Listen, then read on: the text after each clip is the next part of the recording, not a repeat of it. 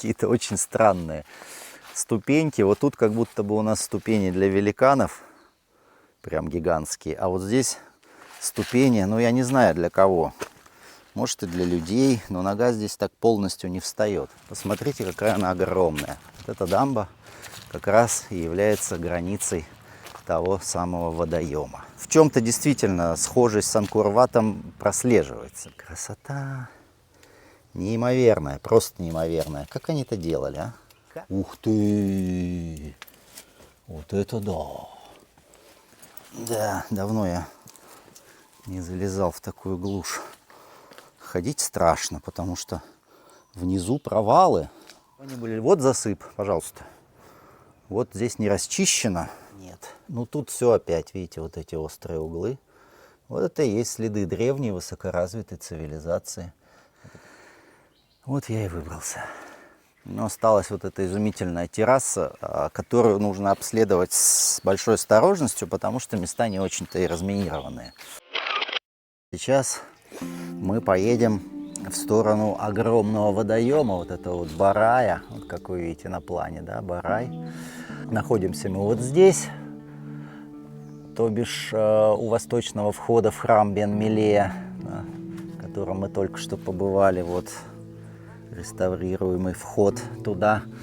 Ну вот, и как каждому храму в Камбодже и Бен-Мелея тоже прилагался огромный водоем. Ну, вот примерно 1500 на 750 метров. Вот такие вот его размеры. И здесь находится некая пристань. Да, то есть дорога от храма упирается прямо в водоем и заканчивается некой пристанью. Вот давайте сейчас туда и проедем. Вот по этой замечательной тропинке, бывшей балюстраде лотосов. Ну вот, мы приехали. Вот, смотрите, этот лотос, да, вот таких вот сотни штук стояло вдоль дороги, которая ведет к восточному входу в храм Бен-Мелея. Да, то есть мы сейчас находимся у гигантского водоема, который примыкал к храму Бен-Мелея. И здесь, со стороны восточного входа в храм, мы видим некую платформу, которая как раз и является своеобразным причалом. Давайте же поднимемся. Здесь у нас какие-то очень странные ступеньки. Вот тут как будто бы у нас ступени для великанов, прям гигантские. А вот здесь ступени, ну я не знаю для кого. Может и для людей, но нога здесь так полностью не встает. Ну а здесь вообще очень-очень маленькая условная ступенька, да, то есть такое ощущение, что это какое-то строение для гигантов, не иначе. Вот дальше у нас опять идут ступеньки.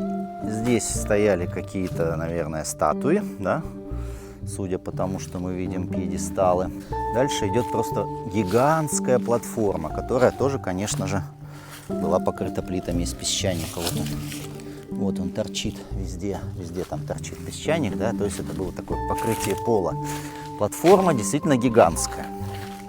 Сказать тут нечего. Добавить тут нечего. Ну, вот тут, кстати, плиты видны. Вот такие вот плиты, да, которые лежат на других плитах, которые тут просто вот идеально отшлифованы, как обычно. Да, я уж не знаю, как сюда вот эта земля попала. Но вообще плиты лежат друг на друге. Ну и, в общем-то, совершенно идеальные стыки опять. Повторите, господа, что-нибудь такое сейчас. Никто не сможет. Хотя, в принципе, используя компьютерные технологии, высокоскоростные пилы с алмазным напылением и так далее, наверное, все это сделать можно. Вот я сейчас все еще иду по этой платформе, посмотрите. Совсем не детская. Ботанка они ее назвали. Вот, и дальше уже начинается водоем. Что ж тут было на этой платформе, мы, конечно, не можем знать. Вообще очень много платформ в Камбодже тоже находится, на которых сверху стоят башни кирпичные. Да, и большие сомнения уже давно у ученых возникают, являются ли эти кирпичные башни ровесниками этих платформ. Потому что технологии строительные использованы кардинально разные. Вот, видите, здесь у нас платформа заканчивается. Опять у нас постаменты. И здесь, наверное, была когда-то лестница вниз. Ну вот она там есть. Кстати, чего ж нет, из латерита. Лестница вниз, но мы по ней не пойдем, потому что мы помним о минах. Коих здесь тьма в этом районе до сих пор. До сих пор говорят, что храмы здесь нужно исследовать очень осторожно. Поэтому я вам без проводника сюда соваться не очень советую. Вот, хотите, чтобы я стал вашим проводником? Пишите. Почта есть. Да, подпишитесь обязательно на канал Друг Аркадий, чтобы нам не потеряться, если что. А вот там у нас водоем, ну, он частично заполнен водой, частично такая болотистая территория. Мы туда не поедем, не вижу смысла. А вот лев торчит, видите, еще не откопанный. Вот, ну ладно, давайте тогда...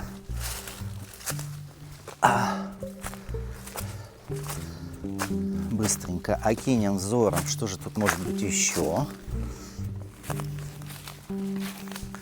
Быстренько окинем взором. Ух ты, еще я вижу какое-то возвышение с пьедесталами. Ну, красивая тут была, очевидно, платформа. Так, ну все, тут я дальше уже, наверное, мимо тропинок по зарослям не буду ходить. Я и так хожу мимо тропинок по зарослям. Здесь люди пообедали, но за собой не убрали. Негодяи. Везде продолжение этой платформы. Мы видим песчаник. А там вот зачем-то завезли новые блоки из латерита вдали, я вижу. Что они тут собираются тоже, что ли, реставрировать? Или это просто свалка блоков для реставрации восточного входа в Бен-Мелея?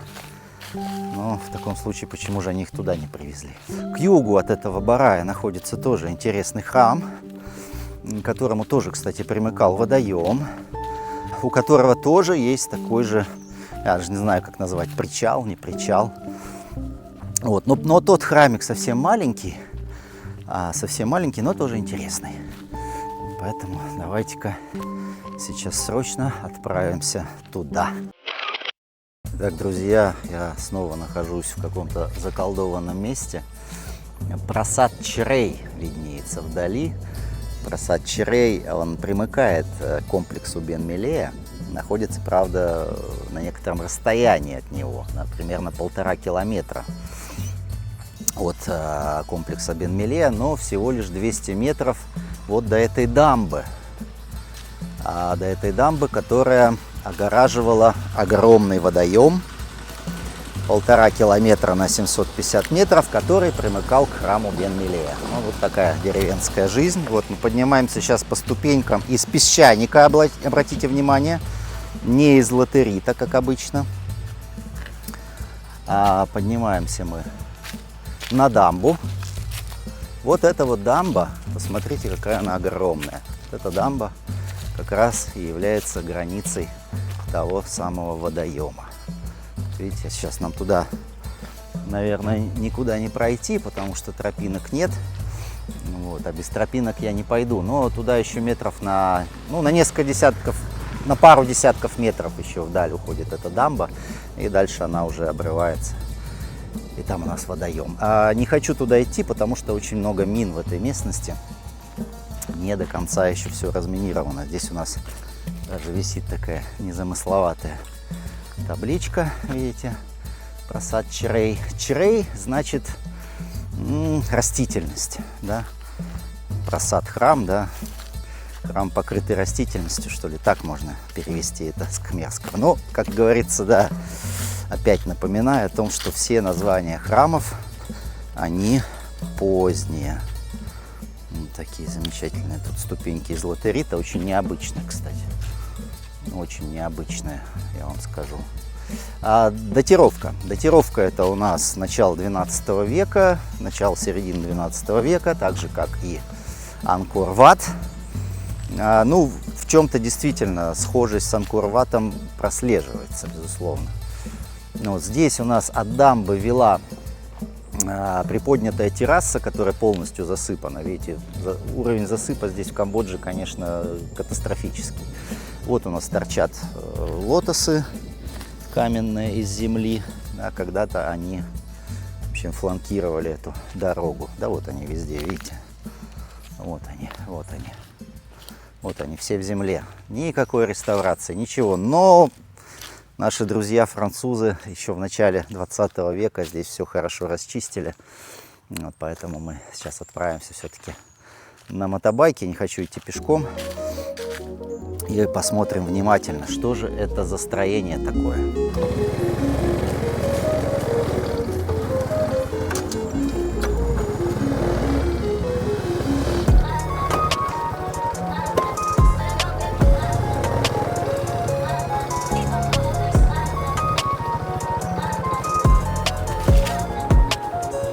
Так, ну с чего же нам начать? Главный вход у нас вот здесь, с востока. Да? Но на севере мы же видим вот эту вот фантастическую балюстраду нагов. Ой, нагов, простите, нагов-то здесь я как раз не вижу. Балюстраду лотосов, так называемую. То есть, получается, здесь главные входы были как с севера, так и с востока. Барельеф, ну, фантастически замыленный барельеф. Посмотрите.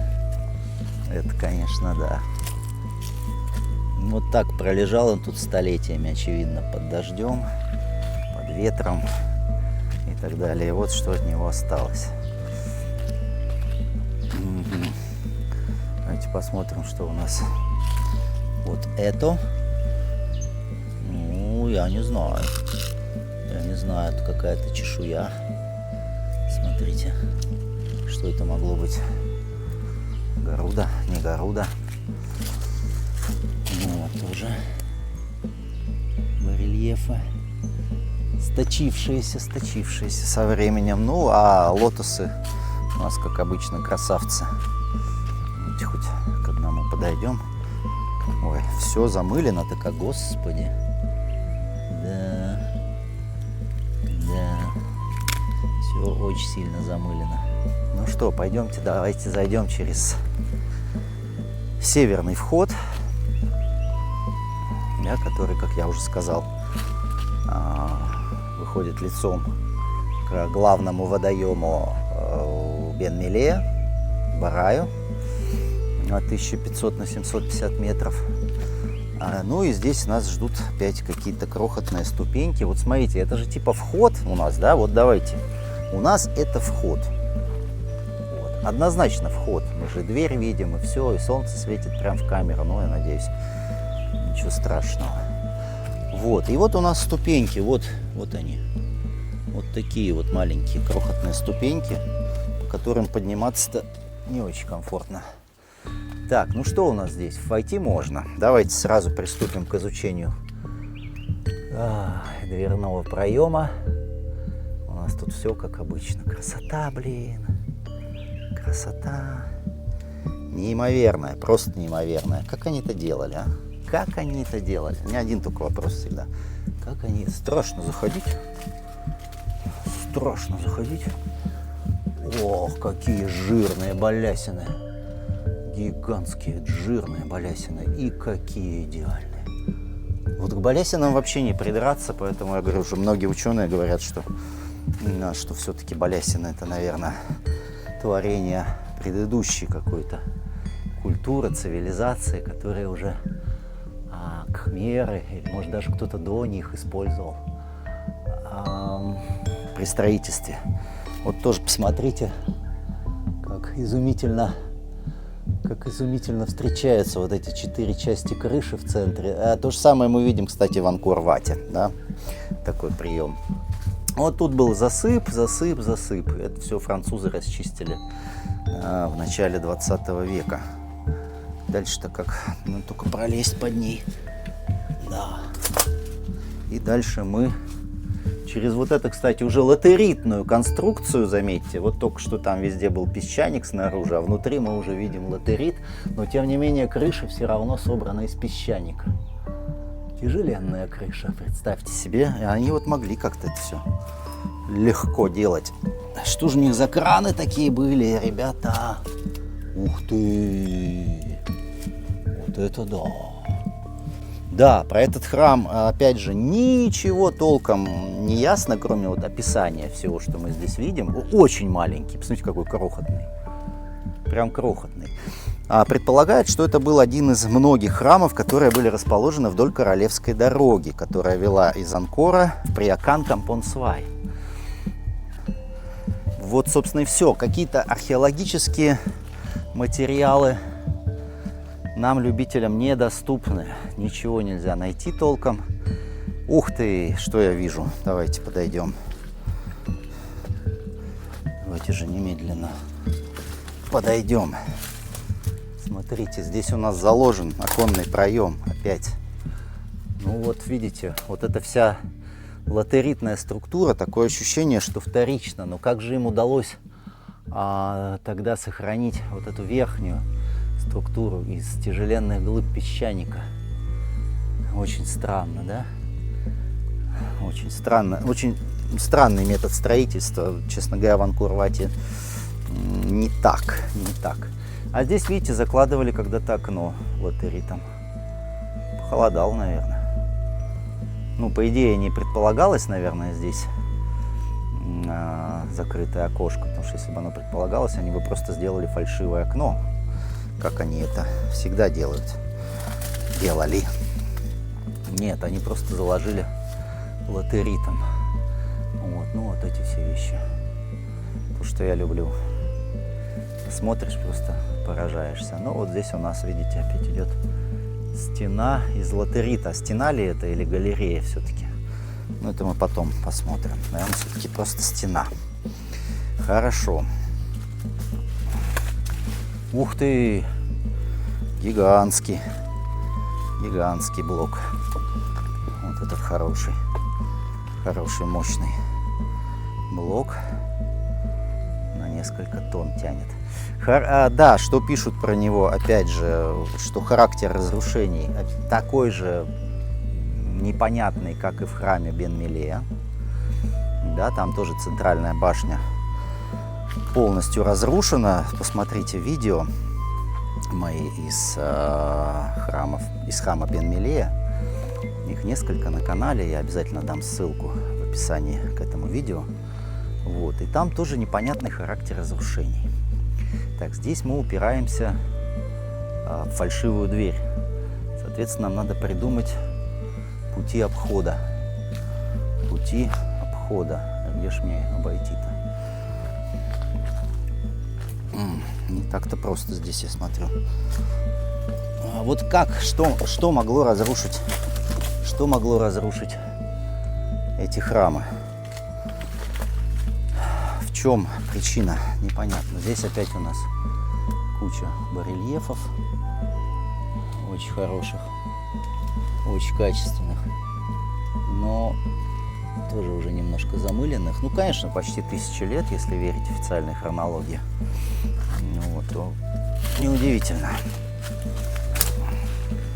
Я не знаю, как идти. Наверное, туда вниз. Еще и обломки, главное, песчаника валяются. Не просто там глыбы, а еще и обломки. А здесь вообще какие-то мелкие блоки. Че за хрень? Непонятно. Господи. Да, давно я не залезал в такую глушь. Ходить страшно, потому что внизу провалы. Внизу прям провалы. Посмотрите. Тут какая-то статуя непонятная. Придется на нее наступить. Вот. А тут внизу сплошные провалы. Ну, вон там он уже заканчивается, видите? Совсем небольшой. Кругом лианы фантастические. Ну и вот опять эти разрушения. Да что это? Как это могло разрушиться? Посмотрите, блоки-то. Блоки-то ни по одной тонне весят, большинство из них. Да? Ну, собственно, не только я не понимаю этого не понимает никто. То есть это такой уже консенсус сложился относительно Бен-Мелея и вот этого храма, что характер разрушений так и записано, не ясен. А это уже может нам дать пищу для размышлений. Смотрите, смотрите на это. Фантастика. Фантастика. Блоки все, конечно, очень хорошо, качественно сделаны. Посмотрите, вот они, замочки. Замочки все как положено. Вот. Да, то есть на противоположном камне, ну, который сверху лежал, либо снизу, тоже такой же замок. И все это потом сходится так, что не остается ни малейших щелей. Может, микроны есть, но миллиметров там нигде нет. Да. А вот здесь у нас стоит здание, которое, в общем-то, практически и не разрушено. А вот это рядом совершенно тотально разрушено. И дальше мы тоже видим эти разрушения. А вот это почему-то целое и тоже очень странно собрано. Видите, опять мы видим, внизу идет у нас песчаник, да? Песчаник, песчаник, песчаник, бац, латерит. Дальше мы опять видим вот окошко, это песчаник, да. А здесь у нас опять латерит. Ага. И вот здесь тоже, посмотрите, справа латерит, а снизу, сверху, слева песчаник. Да, это, кстати, просто стена, это не галерея. Так, хорошо, давайте попробуем зайти в это здание, по пути осмотревшись. Сегодня очень прохладно, хорошо. Сейчас градусов, наверное, 26-27, не больше. Для Камбоджи это прям холодно. Вот тоже, видите, замки самые разные. Так, вот это вот разрушенное здание. То есть вот эти вот храмы, да, как французы утверждают, они стояли вдоль дорог и могли быть просто постоялыми дворами. Да, то есть мы храмами их опять же называем по привычке, потому что так уж повелось, да. Ну, вот. Но на самом деле это, наверное, было что-то типа постоялого двора. И вот мы сейчас зайдем вот в это вот здание на южной стороне. Кругом опять барельефы скрываются, куда ни кинешь взгляд. Ну вот, здесь у нас опять все как надо. Вау, и вот оно, здание. Слушайте, ну оно так вообще отлично сохранилось, будучи при этом из латерита, да еще и построено из таких маленьких блоков. Они везде разошлись, смотрите. Я не думаю, что в момент постройки это выглядело идеально. Здесь, кстати, какой-то сток воды, что ли, был, или что, или... Да не похоже на сток воды, но может быть. Ну и все это было засыпано и расчищено. Видите, вот глубина. Вот изнутри у нас как это выглядит здесь. Вот идет такой нехилый блок из песчаника, целиковый. Вот, на все окно. Да, сколько он в глубину? В глубину приличный. А потом почему-то латерит. Загадка. Но опять же, этого никто не знает. Почему? Почему здесь были использованы разные строительные материалы? Может быть, какие-то догадки есть, но точных сведений, конечно, точными сведениями никто не обладает. Ну, для постоялого двора маловато места, вам не кажется? Маловато места. То есть, ну это опять же, видите, догадки. Не забывайте, что все, что я вам говорю, если я вам не говорю, что это известно точно, то это значит, что это догадки. О, какой замок хитрый. Смотрите. Тыц, тыц, тыц, тыц, тыц. Ничего себе. И на противоположном камне такой же. Да, а потом они лежат вместе, и между ними нет никаких просветов. Еще скажите мне, что это не высокоразвитая цивилизация. Фух. Ну, понятно, каждый кулик свое болото хвалит. И если человек не хочет, не может, боится ехать в Камбоджу, то он будет фантазировать о том, что здесь все просто, понятно, а на самом деле нет. Там тоже странная конструкция. Вот слушайте, я такого вообще никогда нигде не видел. Давайте заценим. Вот такой вот блок буквы Т, а внизу дырочки. Я никогда такого не видел, нет. Ну, кладка, как обычно, полигоналка. Видите, вот он тоже под разными углами камни между собой соединяются. Я не видел такого, ребят. Фу. Да что ж такое-то? В какой храм не приедешь, везде что-то новенькое. Здесь можно ближе подойти к этой странной конструкции. Вот, смотрите. Причем выбито так грубо-грубо, да? Господи, кто там подо мной шевелится? Не надо.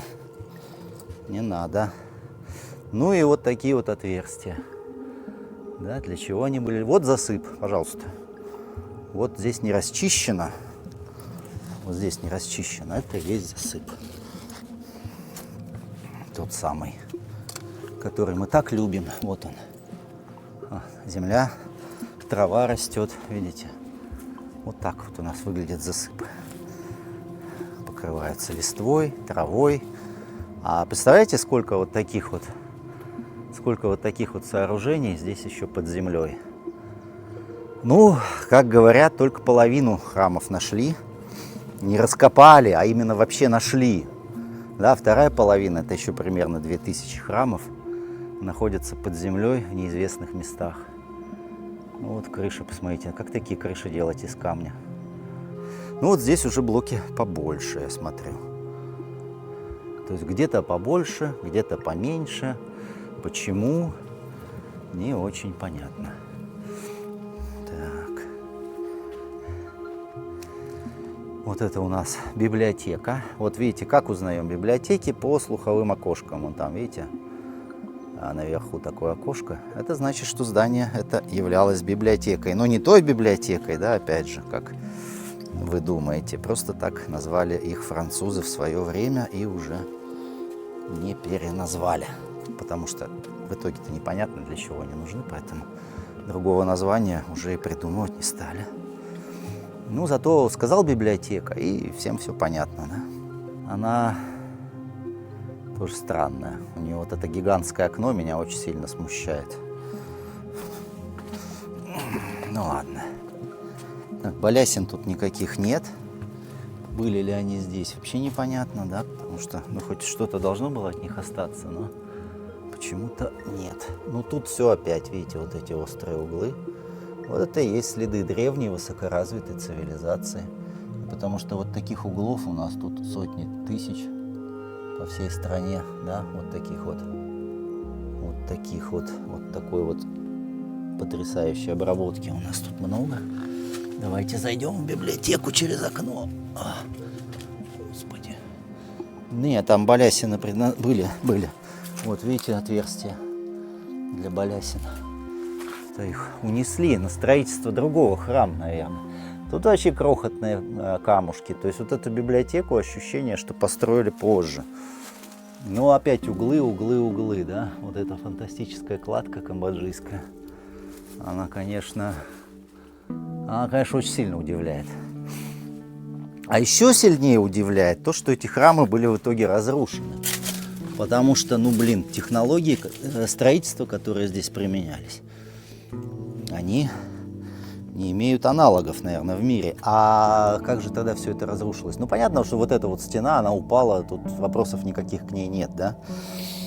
Но вон то безобразие, которое вы только что видели, вот это совершенно непонятно. Так, вот там был какой-то большой барельеф, кстати, с нагами. Ближе мне не подойти сейчас, наверное, чтобы его рассмотреть. Ну, кое-какие, да, барельефы кое-где сохранились. Выйдем через дверь, что ли? Давайте выйдем через дверь. О, вот я выбрался. Вот я и выбрался. Так, ну что, а теперь мы, пожалуй, проедем к террасе, которая находится в некотором отдалении от этого храма с его восточной стороны. Несмотря на то, что Французы в свое время обозначили эту террасу как отдельный объект, но тем не менее, скорее всего, она все-таки имеет отношение именно к этому храму, поэтому давайте сейчас туда проедем.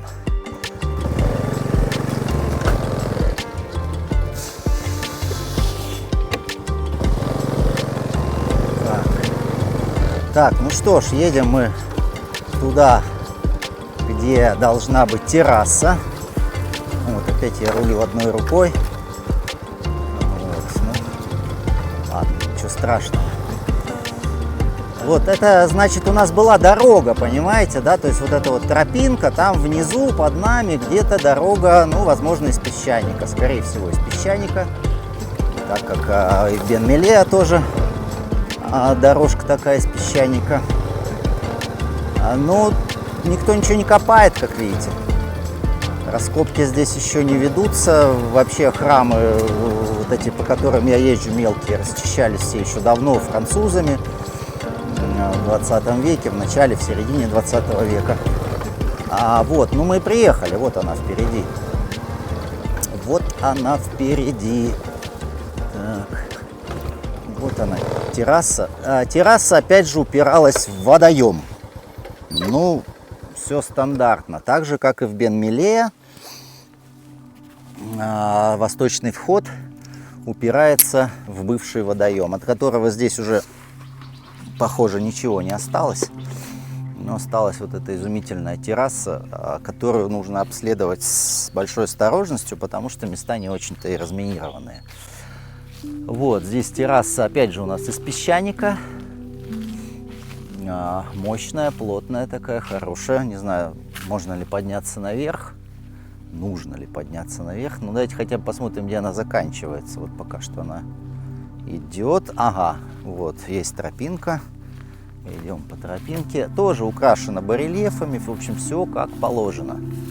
Все как мы любим, все как мы привыкли видеть в Камбодже. Вот ее размер. И вот это, очевидно, был спуск к водоему. Но водоем уже давно пересох в силу того, что был мощный засып в Камбодже. То все это уже давно заполнено глиной. Там сейчас выращивают рис. В общем, да. Но на снимках с лидара еще можно различить водоем. А вот здесь у нас идут сплошь барельефы. Всякие животные тут ползают. Вот. Видите, барельефы. Так, ладно, давайте. Ах, колючки. Слушайте, а здесь никакой тропинки нет. Я не пойду туда, извините. Потому что, когда знаешь, что только в среднем 80%, ну, максимально 80% расчищено от мин. Да, там, где прошли саперы, то еще где-то 20% мин вполне себе остается под землей, не найдены. Поэтому мы все-таки не будем лишний раз рисковать. Я и так уже зарисковался здесь, бродя по минным полям. Вот хорошо. Хорошо было сделано, красиво. Гладенько было когда-то. Ну, почему я говорю с такой уверенностью, что это было красиво, было гладенько когда-то? Потому что мы подобные детали видим нередко хорошо сохранившимися. Ну, в силу того, что они там были спрятаны где-нибудь в укрытии. Ну, вот здесь, видите, получше уже видно. То есть не просто, да, камни лежат, а прям так хорошо обработанные. Я смотрю, местные здесь любят отдыхать. Местные здесь любят отдыхать, а туда мы уже не подойдем, я так понимаю, да? Ну вот представьте себе, вот это все был водоем. Ну и понятное дело, что во влажный сезон здесь тьма. Здесь тьма воды. Ну, рисовые поля стоят под водой. Не, терраса прям надежно укрыта. Но вы поняли смысл, да, этой террасы. То есть дорога шла к ней, а с нее был спуск в воду. Вот для какой цели была нужна эта вода, этого никто не знает. Потому что, ну, основная версия — это ритуальные цели, да, религиозные. Но, опять же, одни ученые считают так, а другие говорят, что ну нет, вроде как, возможно, не религиозные цели были у этих водоемов, а мелиоративные. В общем, непонятно. Но здесь, по крайней мере, когда-то были ступеньки. И тоже такие же маленькие, кстати. Давайте уж поднимемся тоже. Маленькие. Ну, а дальше идет уже платформа. Я все-таки рискну и поднимусь на нее. Я думаю, я тут далеко не первый и не последний, кто на ней был. Ну и вот, пожалуйста, вам везде торчит песчаник. Платформа была крестообразная. Платформа была крестообразная, что очень типично, да, для камбоджийских построек. Ну, про век мы скажем так, что это 12-й, да, но на самом деле вся хронология в Камбодже довольно условна. Потому что потом вдруг выяснится, что это был век 10-й, а то и, не дай бог, 7-й. Ну что ж, замечательно. Посмотрели мы на этот изумительный храм Прасад Чире. А сейчас поедем в какое-то совершенно фантастическое место, о котором, опять же, неизвестно ничего.